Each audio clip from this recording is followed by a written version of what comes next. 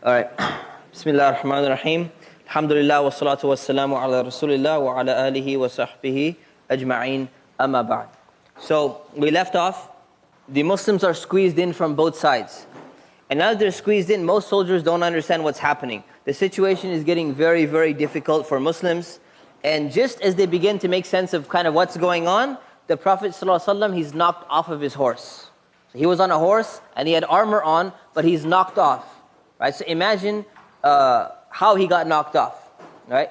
Maybe somebody had like a morning star or like a ball and chain type of thing which knocked him off. Really, really bad situation. So he's knocked off and he's on the floor. And because somebody saw him getting knocked off, this rumor began to spread amongst both sides of the army that the Prophet ﷺ has been killed. So now imagine the situation of the Muslims thinking that the Prophet ﷺ has been killed. That's worse than the flag falling from the Muslim army. This is the worst thing that could have happened for them. So they were figuring out what to do. Some of them put their swords down and they just said, you know what? What's the point of fighting? There's no point of fighting anymore. The Prophet ﷺ is dead, then forget all of this. It doesn't mean anything. Some of them took the opposite approach and they just went straight into the army and took on like 10 guys and ended up dying. So they just took on everyone. They said, what's the point of living anymore? Right? So forget living. Let's just go and fight until we die. Usually when you fight, you at least fight like a few people at a time. At least you're likely to survive a little bit more. Here they just went in there like, they just didn't care. Like suicide attackers, you could say. Because they didn't care anymore. It didn't make any difference for them. But the rumor actually proved to be false. So somebody, after a while, realized that, look, the Prophet ﷺ is here, he's okay. He's on the floor, he's sitting down or whatever, but he's okay. He probably got up at that point in time. So they shouted, the Prophet ﷺ is here, he's okay. So now what does that mean? That means the Muslims are very happy now. They're so happy, the Prophet ﷺ, he's okay, that's great to hear. So they're going to go and run over to the Prophet ﷺ to protect him. But that also means the Quraysh who are listening, they're immediately going to go and they're going to run to attack the Prophet ﷺ. The high profile target, they're going to attack him first. So everyone rushed to protect him. Now the companions surrounded the Prophet ﷺ and they shielded him. They literally formed a barrier around him with their shields, with their armor, with everything. And if you talk, when we talk about the lives of the companions, we're going to see that people, were how many, blows they took to protect the Prophet ﷺ. People's hands were paralyzed. They were shielding the Prophet ﷺ with their own hands, having arrows go through them. Arrows go through their body just to protect the Prophet ﷺ at this point in time. So while they were protecting him, they were surrounding him. Everyone, imagine what kind of shots are being fired at him. You got arrows being shot. People who have like slingshots or whatever rocks they can find, they're throwing those rocks to get through. They're trying to hit him with the sword. They're trying to do everything. So one of the swords, it manages to get through, the companions, one of their shields, and it manages to hit the Prophet ﷺ in the face. Now keep in mind, he was wearing chainmail. So what is chainmail? Chainmail is these links that you have of armor that are on your body, and they're also on the sides of your face. So they go down from your helmet. But this sword hit him very hard, and it caused the chainmail to go inside of his cheek. So imagine like this, the force that the person must have applied to get it in there. So you have like two chain links from the armor of the Prophet ﷺ inside his cheek, and he's bleeding. And the two chain links are inside. He's knocked down on the floor.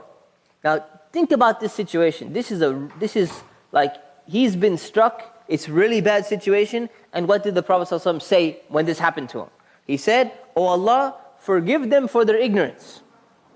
Imagine that. Just think about that. He said, he's telling them, forgive them for their ignorance. They don't know. They don't understand. They don't realize that I'm a true prophet. They haven't gotten it yet. Why? Because some of these same very people are going to accept Islam in the future. The Prophet ﷺ somehow, he knew that. He knew that. So he was making dua, saying, forgive them, they don't know. So now, many of the companions, they gave up their lives fighting to protect the Prophet ﷺ, but their lives were not in vain. The Prophet ﷺ managed to get out of the attack, and they managed to climb up a hill. And they ascended a small hill to the peak where the enemy could not reach them anymore. So Abu Sufyan, the leader of the Quraysh at this time, he shouted from the bottom, and he said, "This day is revenge for Badr. This day is revenge for Badr." So that was his thing. And then the Prophet ﷺ instructed Umar to respond and say, no, actually it's not really 100% revenge.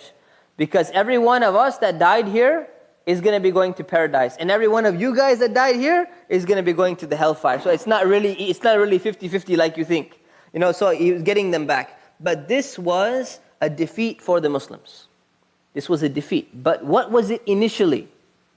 It was about to be a victory, but it turned out to be a defeat. So how many Muslims do you have dead? 70 Muslims were dead on the battlefield. 22 of the Quraysh were killed. Now, unlike the Muslims, we saw, what did the Muslims do with the people in the past? With the prisoners and all of that. They took the prisoners, they ransomed some, they taught some, and the other ones, the other corpses of Badr, they just threw them inside the well. They threw them inside the well, that was sufficient, right? Now, what did the Quraysh do to the fallen Muslims? They started actually cutting their body parts. Imagine cutting their ears off, cutting their noses, and making like necklaces and wearing their body parts. Disgusting, right? This is highly authentic. This is very authentic information. They started wearing them as like trophies. Now you think that's disgusting, what a barbaric society. Well, this is something that happened very recently. Was it in Afghanistan or Iraq? I think it was Afghanistan. US soldiers were doing the same thing. They were caught and cutting body pieces out, and they were wearing the same. Sick people exist throughout history. So these were some really sick people. And unfortunately, that sickness has not left society just yet. So they started mutilating the corpses and wearing part of it for trophies. Now one of Hamza, we know, the uncle of the Prophet ﷺ, he was also killed in the Battle of Uhud. And his body was severely disgraced. It was really, really badly disgraced. And most of you know that story, is that Hamza was cut up. His body was, everything was taken out, his organs were taken out. And the person, Hind, who's the wife of Abu Sufyan, she actually tried to chew on his liver. And then she was disgusted by it and she spit it out. But that's how badly she wanted that revenge. That's what kind of people they were. They were bloodthirsty really at that time. So his body was severely disgraced. Now all of these corpses were buried by the Muslims, and then they headed back to Medina. That's all they could do.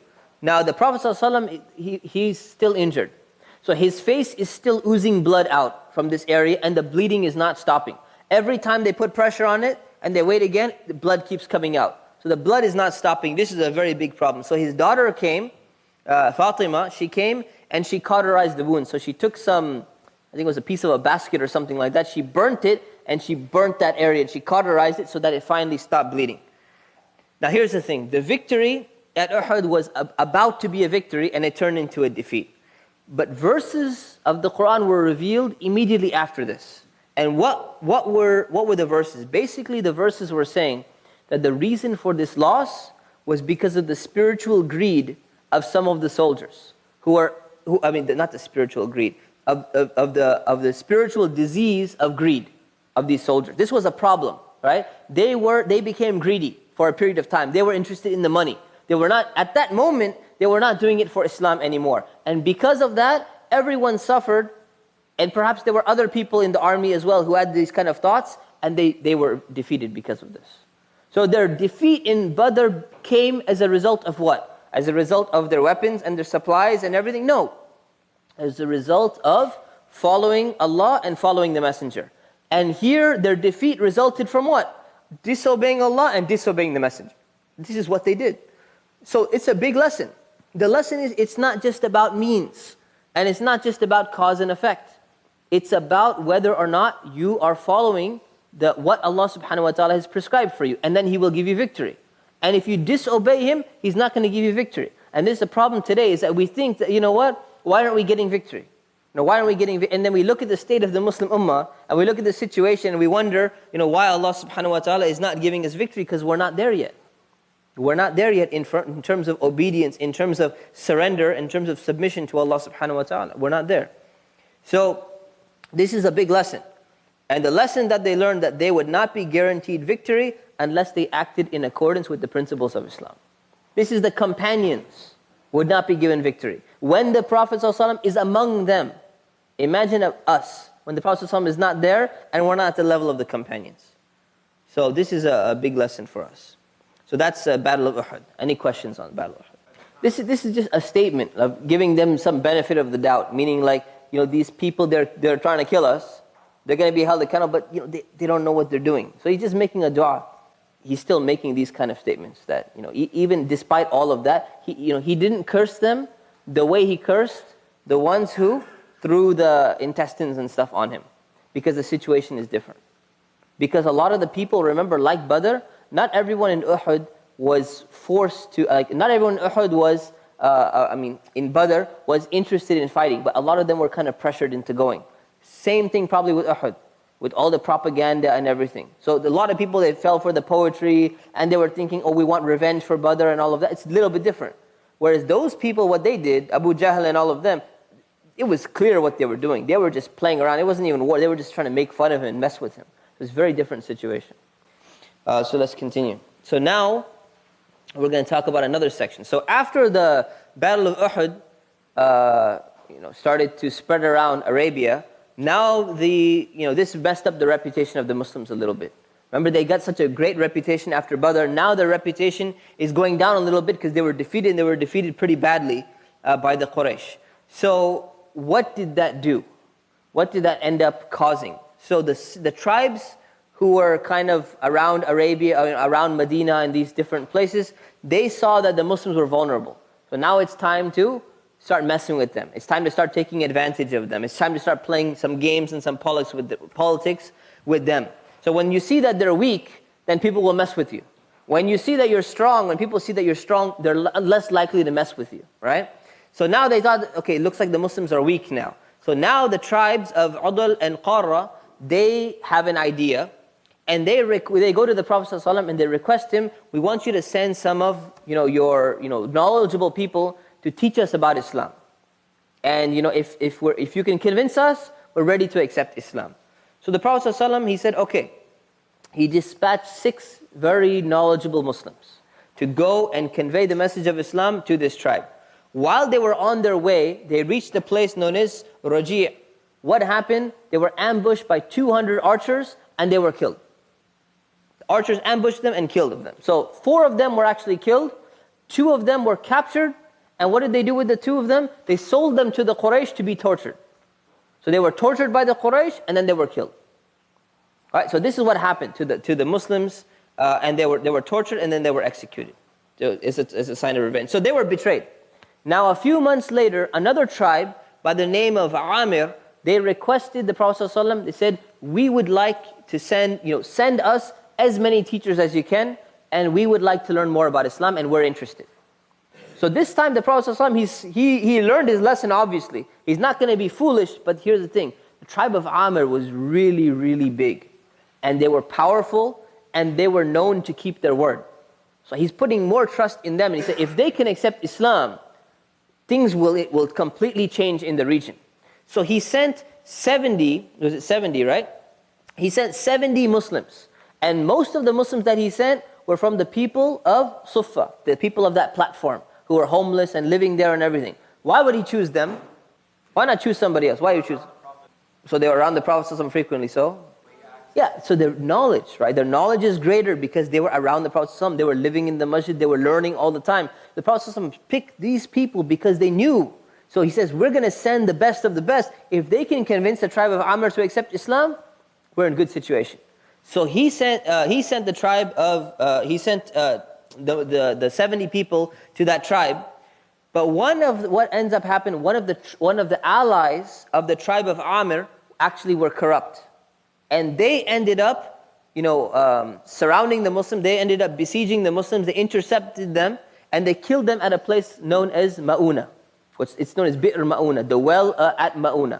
So they ended up killing, and they killed all of them except one. One of them managed to escape, and he let them know that these are the people who betrayed us. So now it's not the tribe of Amr per se. It's allies of the tribe of Amr who besieged them on the way, and they ended up killing them. Now you have a problem on your hands. So that's pretty much where we are. Okay, so we leave off here. Any questions on the preachers being murdered? Yeah. They could have been allies with the Quraysh. They could have just been people who we don't want to see them prosper. So let's just take them out. Who knows what they were thinking? Tribal relations, social gain, money gain, could be anything. The Jewish influence on these tribes? No, these tribes were further away from Medina. So the Jews are not really in line with them. So this is not Jewish, this is Arabian influence. Okay, so mashallah, we've ended early today. Alhamdulillah. So inshallah, you can go home and study more, inshallah, and prepare for your tests. And remember, the final exam is going to cover, it's going to be long, it's going to be comprehensive. So somebody just asked me that, is the final exam going to cover only the last chapters? No, it's going to cover the entire book. So it's time to start preparing for the final exam now, so you don't get stressed out in the 11th week, inshallah. So may Allah subhanahu wa ta'ala allow us to understand the lessons that we learned from the life of the Prophet sallallahu alaihi wasallam, and may Allah subhanahu wa ta'ala allow us to be with him in Jannah. Ameen. Subhana rabbika rabbil izzati amma yasifun. Wassalamun ala al-mursaleen. Walhamdulillahi rabbil alameen. Assalamu alaikum.